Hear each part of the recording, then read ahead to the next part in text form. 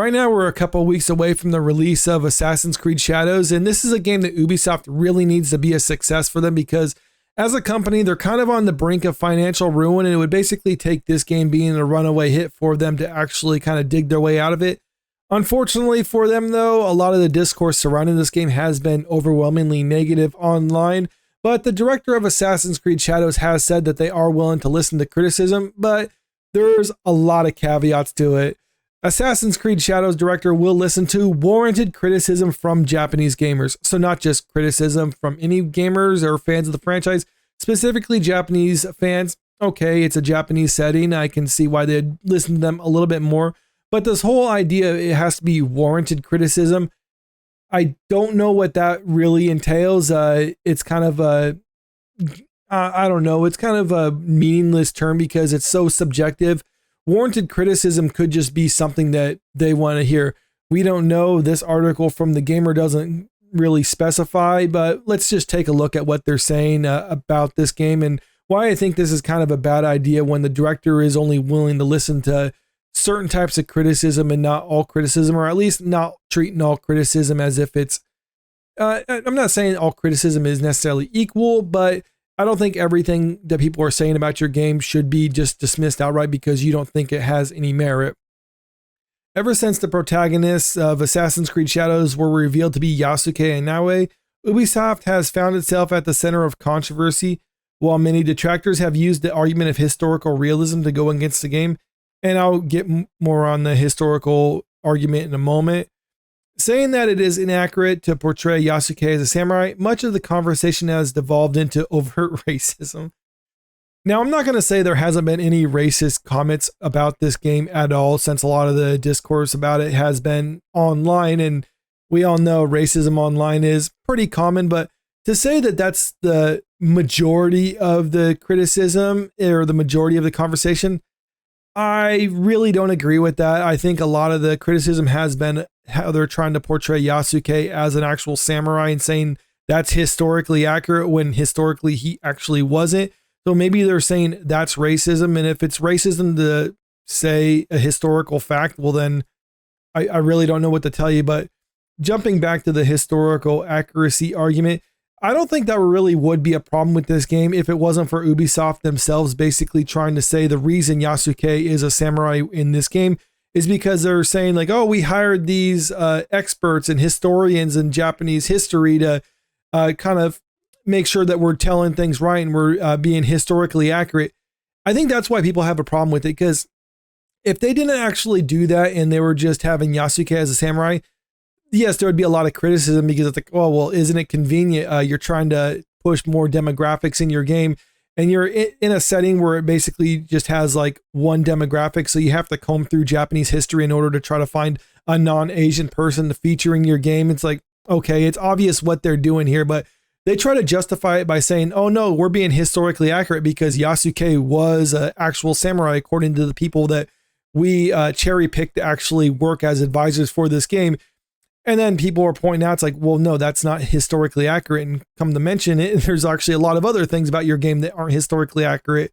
So it really does come across as Ubisoft saying like, we're historically accurate when it suits them. But then when people point out some of the stuff in their game that's not historically accurate, then they're trying to say like, oh, well, this is just an Assassin's Creed. None of our games have been historically accurate. We had Da Vinci building gadgets for you. That's not historically accurate. I mean, you see, just try to pick a lane. Are you being historically accurate? Or are you being inaccurate and just trying to take liberties with the actual history of it? And if that's what it is, then just say that's what it is. Say you put Yasuke as a samurai in the main character because you wanted to have a black person in the role instead of an Asian person.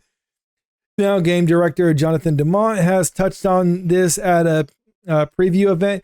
Here, he doesn't address the comments or hate coming from Western audiences, but says that he is willing to hear Japanese fans out, as long as the feedback is good and warranted. In other words, I'm willing to listen to people who tell me what I want to hear.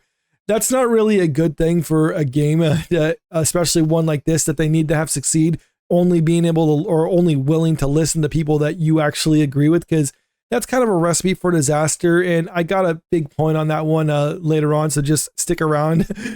The interview has not been released in full, but is quoted by content creator Genki Gamer, who spoke with Demont at a recent preview event.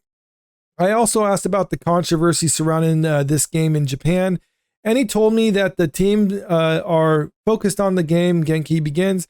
They are trying to listen to the Japanese fans, and if there is good and warranted criticism, they will try to take it in, but on the whole, they are mainly focused on delivering an outstanding game. Well, unfortunately, though, it's a outstanding game that a lot of Japanese gamers are not really happy with, and I think that's why this is consistently brought up to them, because it's pretty obvious a lot of Japanese gamers are not happy with what they're doing, so much so that there was this petition that came around for getting them to try, or a lot signed by Asian gamers to get them to cancel it. Personally, I don't like petitions like this because I think it's kind of meaningless. It's cringe when anyone does this sort of thing, and I've criticized petitions in the past, but I do think it is interesting to note, though, that people are so upset with what, especially Japanese people are so upset with how they're portraying their culture, that they thought that they should get the game canceled, or at least they want to get the game canceled, and they're willing to sign a petition to do that. It even got to the point where some people within the Japanese government picked up on this and were thinking like it should be investigated, cultural theft of from talking about Assassin's Creed Shadows.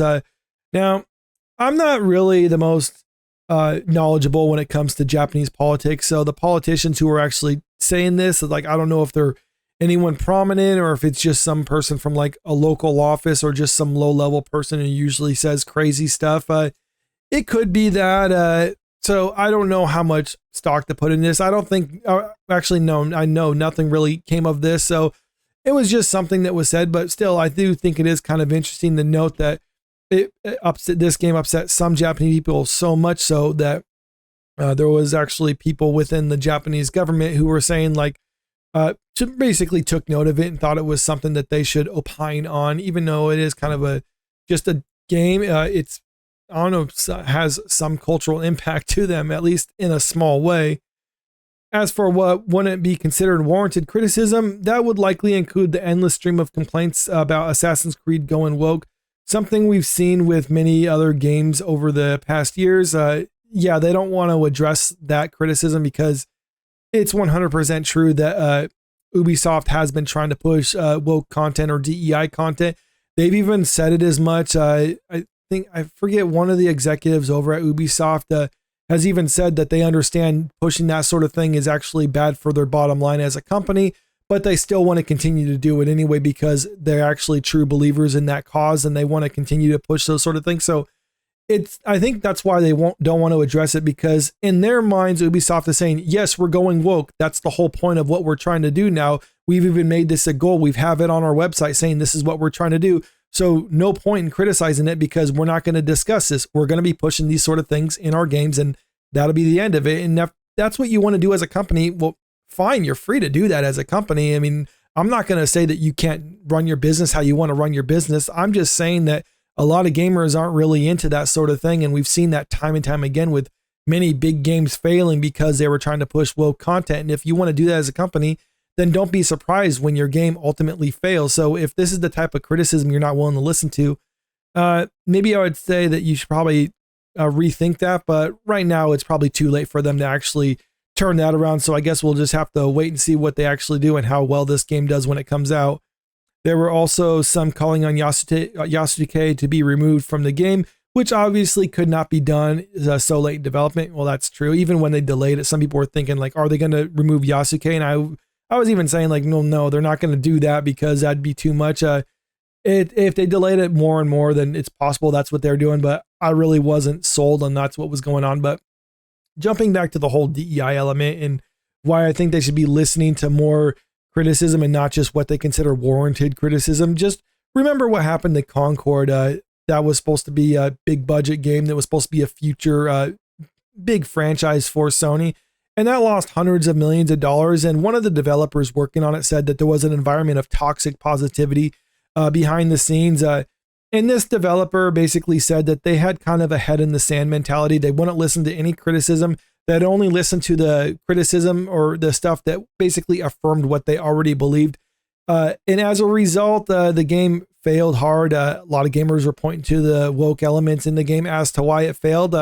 There was other legitimate things about just like the design. It was just kind of uninspired and seemed bland. And okay, that's fair criticism.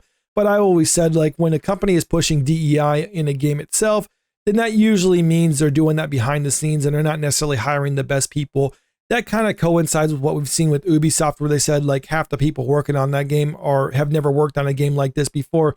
So I think Ubisoft, being true believers in the DEI cause like they claim, hired basically a bunch of people that think like them who've never worked on these sort of things before. So you put that all together, it looks like Assassin's Creed Shadows is probably going to be a huge failure for them and not going to be the game that saves Ubisoft. Or I could be wrong. Maybe those people are competent and the game is actually great. We won't know until it comes out, but so far it's not looking too good for it. But let me know what you think about this in the comment section below. And also, if you haven't already, make sure you click that subscribe button if you want to stay up to date with the latest entertainment news. And don't forget to click the like button and share this video out there because it really helps out with the channel. Thank you.